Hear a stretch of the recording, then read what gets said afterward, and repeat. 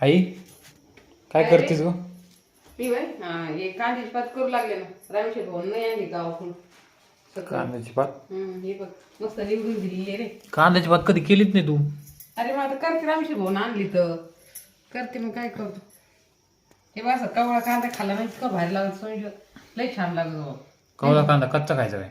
अरे जेवणासोबत हे बघ असं मध्ये किती पांढरा शुभ्र निघत हे बघ इतका चवदार लागत ते तू विचारूच नको.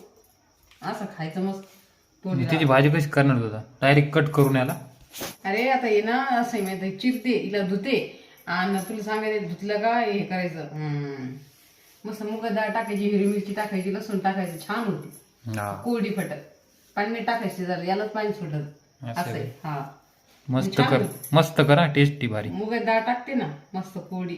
बरोबर ठीक. सकाळची पण वांगी भाजी आहे थोडी पण मी खाल्ली नाही अजून, बघू.